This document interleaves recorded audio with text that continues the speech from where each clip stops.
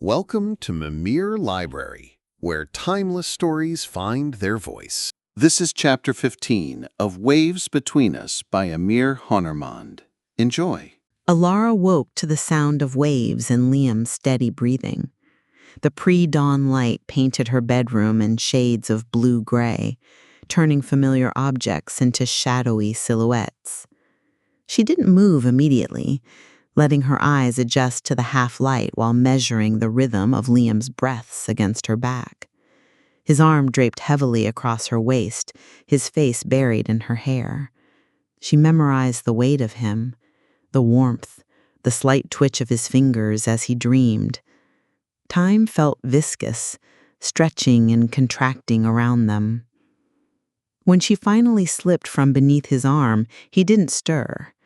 She stood beside the bed, watching the outline of his back rise and fall beneath the thin sheet. The silver ring on his finger caught what little light filtered through the curtains. The wooden floor was cool beneath her bare feet as she padded to the kitchen. Each step felt deliberate, weighted with awareness. She filled the kettle and set it on the stove, the familiar action somehow foreign today. The flame bloomed blue beneath the pot, its soft hiss filling the silence. She folded Liam's shirt, the one he'd tossed over the chair last night, smoothing the wrinkles with her palm before laying it neatly on the seat. Her fingers lingered on the fabric, still holding his scent. The apartment felt different this morning. Smaller, perhaps, or larger. The space between objects seemed to expand and contract with each breath she took. The distance from stove to table, from table to window, from window to door. Light strengthened outside, turning the sea from black to slate to silver. A gull cried somewhere, the sound piercing the quiet. When the kettle whistled, she poured water over tea leaves, watching them unfurl and bleed color into the clear liquid. Steam rose between her hands like prayers. The bedroom door opened. Liam emerged, dressed in yesterday's jeans and the shirt she'd folded.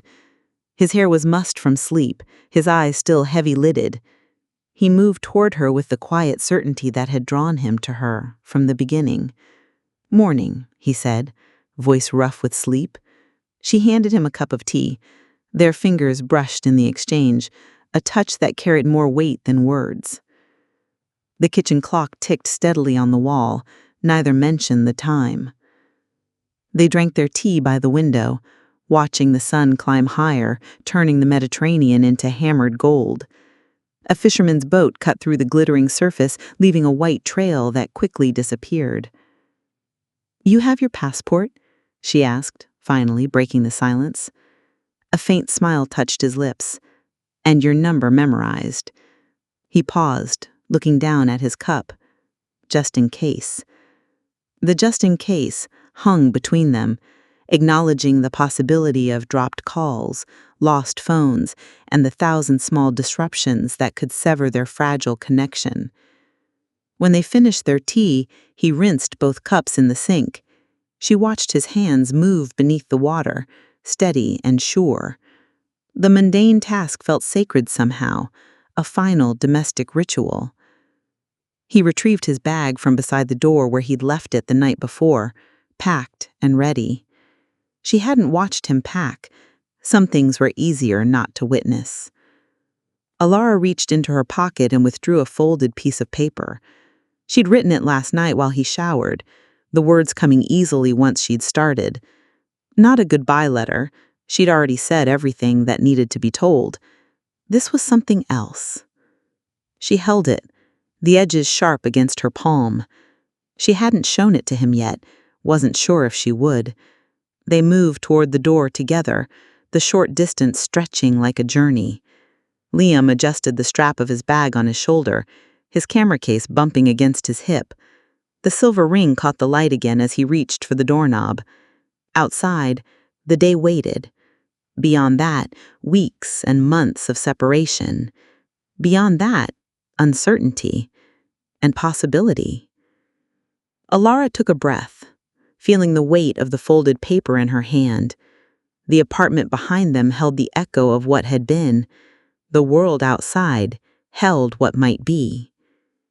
The taxi smelled of pine air freshener and worn leather, a stark contrast to the salt-kissed breeze that flowed through the cracked windows. Alara sat with her shoulder pressed against Liam's, their joined hands resting on the worn middle seat. The driver, a middle-aged man with a neatly trimmed mustache, hummed along to a melancholic Turkish ballad playing softly on the radio. The coastal road curved like a ribbon along the Mediterranean, sometimes dipping close enough to see the waves breaking against the rocky shore, other times climbing to reveal panoramic views of the endless blue. Pine-covered hills rose on their right, their sharp scent occasionally cutting through the sea air when the road veered inland. "Beautiful day for flying," the driver offered, eyes meeting Alara's in the rearview mirror. She nodded, not trusting her voice. Liam squeezed her hand in response, his thumb tracing small circles on her skin. The morning light caught on the waves, transforming the sea into a field of diamonds. Alara watched the water, finding comfort in its constancy. The same sea would be there tomorrow, and the day after, long after Liam's plane disappeared into the horizon. The steady hum of the engine filled the silence between them. Words felt redundant now. They'd said what needed saying in the quiet of her apartment, in the stillness of dawn, in the spaces between breaths. Liam's gaze remained fixed on her profile. She could feel it like a physical touch, memorizing the carve of her cheek, the line of her jaw, the way her hair caught the sunlight. She wondered what he saw, what he would remember when he looked at his photographs weeks from now. "I don't know if I'm strong enough to do this," she said, finally, her voice barely audible above the engine drone. The words weren't planned, but they carried the weight of truth. Liam shifted, his free hand gently turning her face toward his. "You don't have to be strong," he said. "Just be honest." The simplicity of it broke something open inside her. Not a wound, but a door. She reached into her bag with her free hand and withdrew a small envelope, the paper slightly creased from being carried. "Don't open it until you're in the air," she said, pressing it into his palm. He nodded, tucking it carefully into his shirt pocket, close to his heart. Then he lifted her hand to his lips, pressing a kiss against her knuckles. His eyes never left hers, blue and steady as the sea they were leaving behind. The airport appeared ahead, its modern architecture rising from the landscape like a mirage. The driver slowed, navigating towards the departures terminal. Alara took a deep breath, filling her lungs with the scent of Liam. The taxi hummed beneath them, carrying them forward. Not towards an ending, she realized, but toward the edge of a chapter, one they had written together, one neither would forget. The road had brought them here. Whatever road came next, they would face it with the honesty they'd found in each other. The automatic doors slid open, releasing a rush of air that raised goosebumps on Alara's arms. Beyond the glass walls of the terminal, the world moved at a frantic pace, families dragging oversized luggage, business people marching with purpose, airport staff in bright vests directing the flow of humanity. They stepped onto the curb, and the chaos parted around them like water around stones. A taxi honked. A child wailed. A loudspeaker announced departures in 3 languages. None of it touched the quiet space they occupied together. Liam set his bag down at his feet. The weight of his camera around his neck seemed heavier now, the strap digging into his skin. Alara noticed his fingers adjusting it, a nervous habit she'd come to recognize over these past weeks. In the distance, a plane lifted from the runway, its metal body catching sunlight as it tilted skyward. Alara followed its arc with her eyes, imagining the passengers inside, each carrying their own stories, their own goodbyes. "That's not yours," she said it with a subtle smile, more to herself than to him. "No," his voice was soft. "Not yet." When she looked back at him, she found his eyes already on her, clear and blue as the Mediterranean they'd swum in just days ago. The same eyes that had watched her across her cafe counter that first morning, that had crinkled with laughter under the stars in Shirali, that had held hers in the darkness of her bedroom. Liam reached for her, his hand settling on her waist with familiar certainty. She lifted her palms to his face, her thumbs brushing the stubble along his jaw. His skin was warm beneath her touch. They leaned into each other simultaneously, their movements synchronized as if they'd been doing this dance for years rather than weeks. His lips met hers without hesitation, not desperate, not grasping, but present and deliberate. She tasted mint and the faint bitterness of morning coffee. She breathed him in, committing this moment to memory. When they parted, his forehead rested against hers, their breath mingled in the narrow space between them. "All right," he said, his voice steady with certainty. Alara smiled, the expression reaching her eyes. "I know." His hands tightened briefly on her waist. "I'll come back." "I'm not asking you to." The words came easily, honest and true. She paused, holding her gaze. "But I hope you do." The corner of his mouth lifted in that half-smile she'd grown to love. He nodded once, a silent acknowledgement of what lay between them, not a demand, but a possibility, a door left open. He stepped back, his hand sliding from her waist. He shouldered his bag, adjusted his camera one final time. Then he turned toward the terminal doors, toward the security checkpoints and gates that would carry him away from her. Alara remained where she stood. The space between them stretched with each step he took. At the doors, Liam turned. The distance between them was filled with moving bodies, with noise and motion, but their eyes found each other easily across the chaos. He lifted his hand, not a wave, but a gesture of connection. The silver ring on his finger caught the sunlight. Alara raised her own hand in mirror image. Her grandmother's necklace felt warm against her skin. It wasn't goodbye. It was a thread stretched across continents, held at both ends. Alara stood at the cafe window, watching the distant contrast stretch across the afternoon sky. Her fingers absently traced the outline of her grandmother's necklace as she followed the white line with her eyes, imagining Liam somewhere inside that tiny silver speck, rising higher with each passing moment. The cafe hummed with life behind her, Selin chatting with customers, the hiss of the coffee machine, laughter from the corner table where a family shared baklava. Life continued its steady rhythm, unchanged yet somehow different.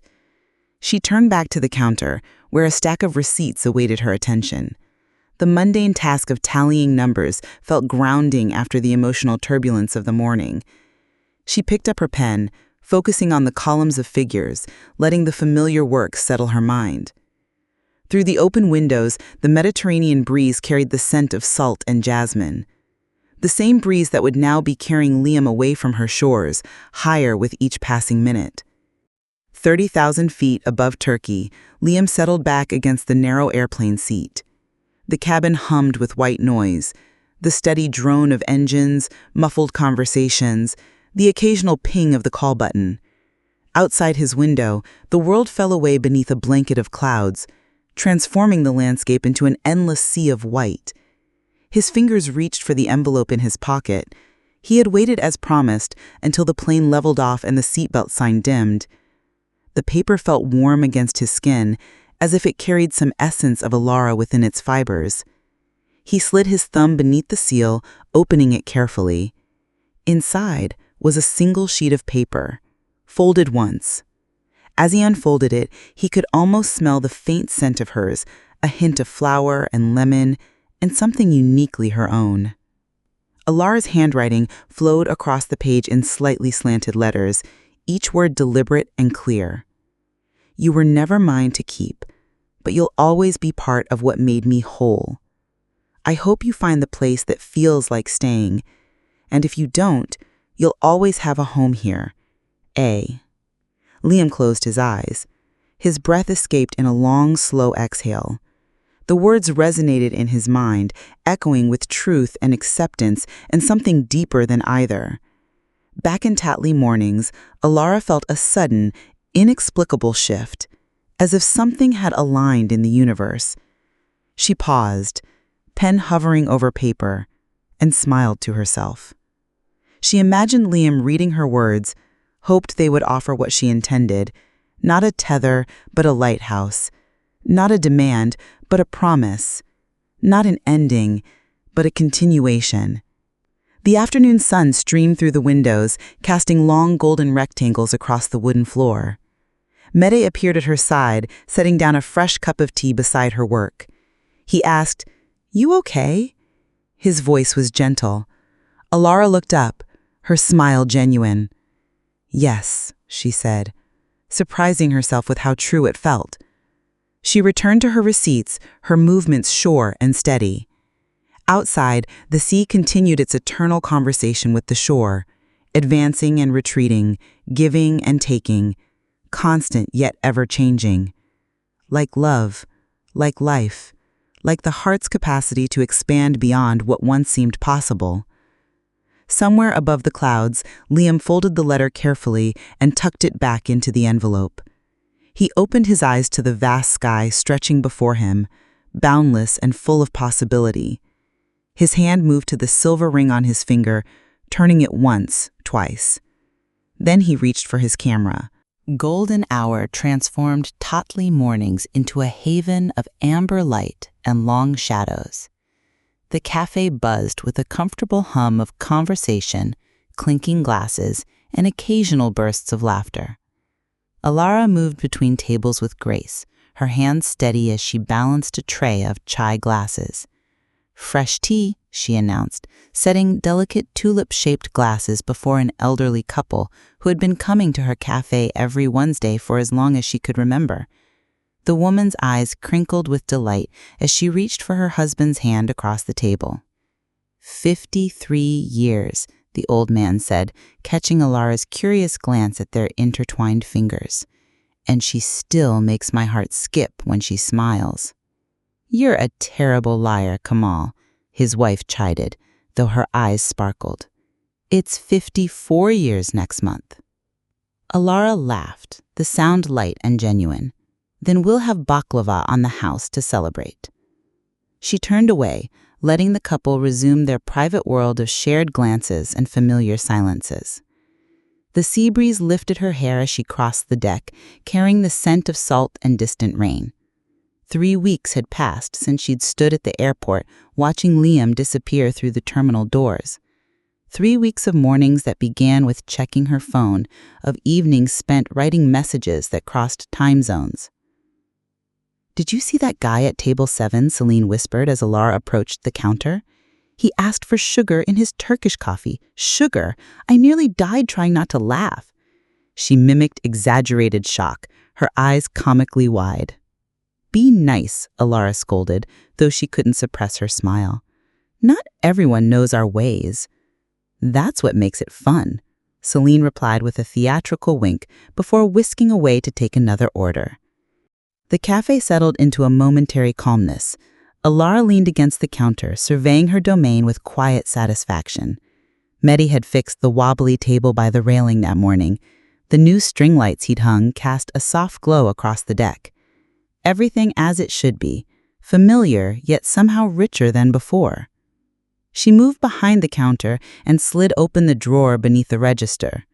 Nestled among pens and receipt books lay a simple wooden frame she had purchased 3 days ago. Inside was the photograph Liam had taken of her in Olympos, standing among ancient ruins with sunlight filtering through her hair. Her expression in the image wasn't posed or performative. It was a moment of genuine wonder captured through his lens. The photograph had arrived yesterday, tucked inside a package with dozens more, shots of Tatley mornings at dawn, customers laughing over shared plates, the Mediterranean in all its moods. But this one he'd printed larger with a note scrawled on the back. "The moment I knew." Alara lifted the frame from the drawer, her fingers tracing its smooth edges. She didn't hesitate as she placed it on the narrow shelf beside the register, adjusting it until it caught the evening light perfectly. Celine returned, eyebrows raised in silent question at the new addition.